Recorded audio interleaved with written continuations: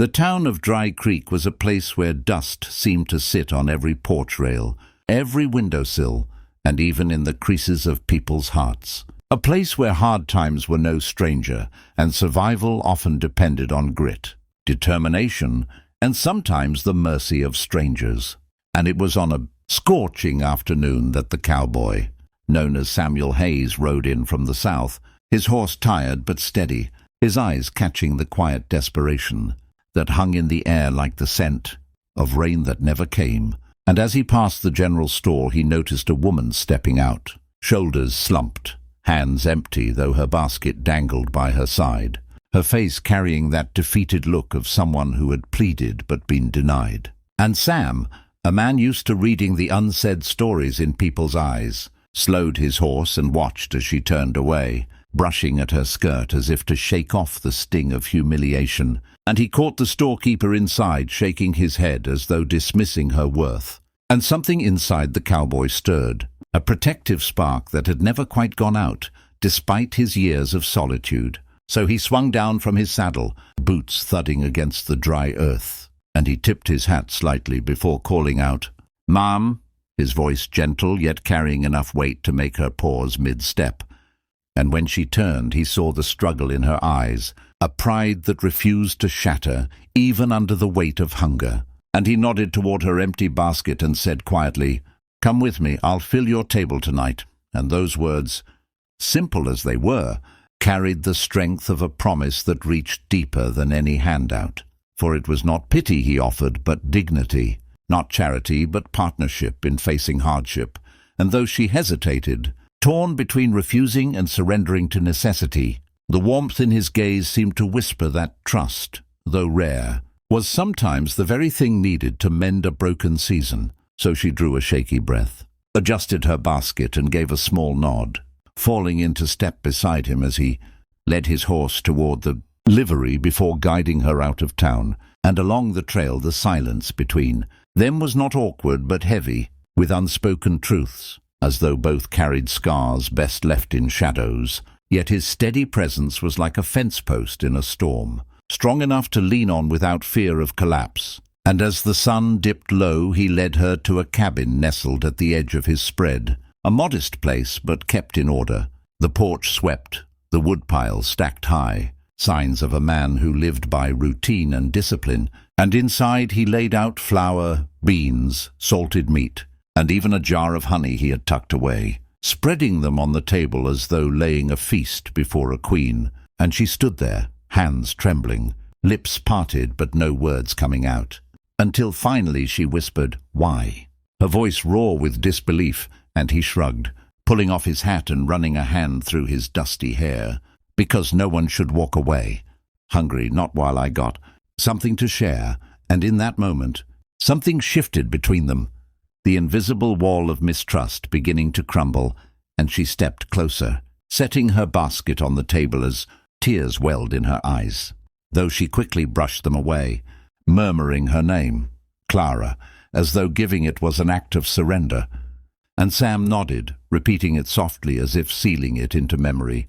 And as evening settled in, he stoked the fire, the room glowing warm as beans simmered and bread baked. And for the first time in weeks perhaps, Clara sat at a table not in fear of it being bare, but in gratitude for its abundance, her children's laughter echoing in her mind, though they were not there, for she confessed in halting words that she had 2 little ones waiting at home, thin and restless from nights of hunger. And Sam's jaw tightened, his resolve hardening, and he told her he would ride with her come dawn to bring supplies to her cabin, that no child under his sky would go unfed while his land still bore fruit.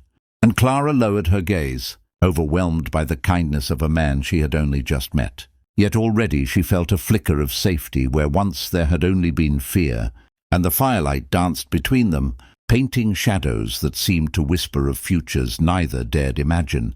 And though the night was quiet, it carried the sound of hope, that soft and stubborn melody that even the harshest deserts could not silence.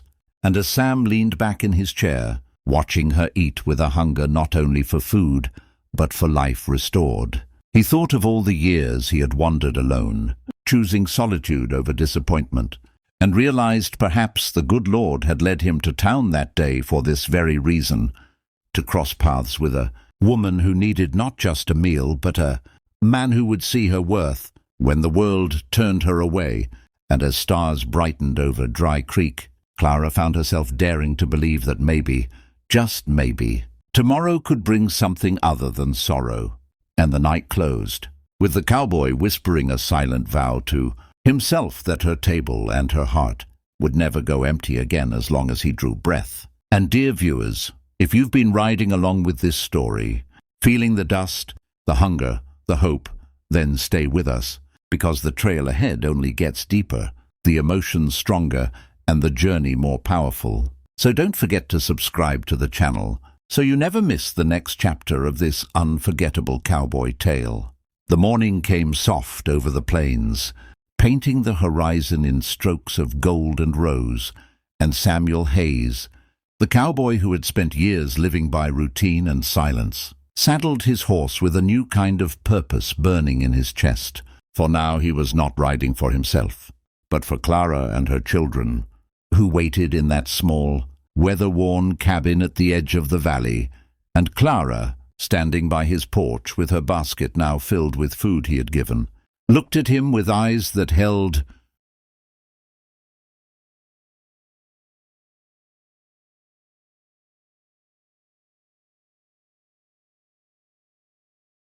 both gratitude and hesitation, as though afraid to believe too much in a goodness that might disappear like mist when the sun grew high. Yet when he met her gaze and said firmly, "Let's bring your little ones a meal fit for kings," her heart steadied with a strength she thought she had lost. So together they rode out, the trail winding between mesquite and sage, and the silence between them was no longer heavy but filled with the quiet rhythm of trust forming, a trust deeper than words. And as they crested a rise, she pointed to a small cabin, leaning against time itself, the roof patched with tin and the smoke from the chimney thin as a whisper. And Sam felt a twist in his chest at the sight of two small faces pressed against the window, thin but glowing with the spark of children, who still believed the world might offer magic. And when Clara stepped inside with her basket and called their names, Eli and Rose, they flew into her arms, laughing, their little voices filling the room with the kind of music Sam hadn't heard in years. And as Clara pulled out bread and beans and meat, their eyes widened as if she had laid treasure before them. And Sam, standing in the doorway, tipped his hat low to hide the emotion in his eyes, for the sight of children rejoicing over something as simple as supper was both beautiful and tragic.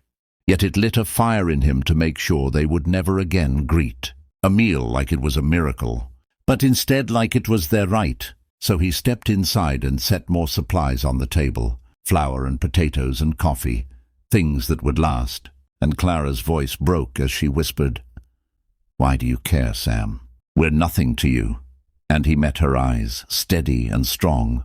"Maybe once I thought living alone meant I needed nothing and no one, but I've seen enough to know a man's worth isn't in what he keeps for himself, but in what he shares when it's needed most."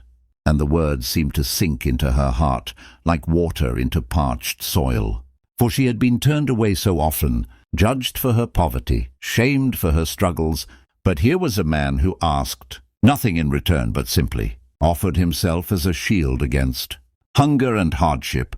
And over the days that followed, Sam kept returning, bringing meat from his hunts, mending the fence outside her cabin, teaching Eli how to whittle a stick into something useful, showing Rose how to braid twine for a rope, and each small act was another thread weaving a bond between them, until the children began to run to him when they saw his horse on the trail, shouting "Mr. Sam," with voices so full of joy it melted the coldest corners of his heart. And Clara, who had once stood alone at the edge of despair, began to smile again, soft and radiant, the kind of smile that reminded Sam why he had stepped in that day outside the store. And soon the whispers around town began to spread, some folks saying Sam Hayes had finally found a family, though not by blood, others murmuring that he'd gone soft. But Sam paid no mind, for he knew the truth in his heart.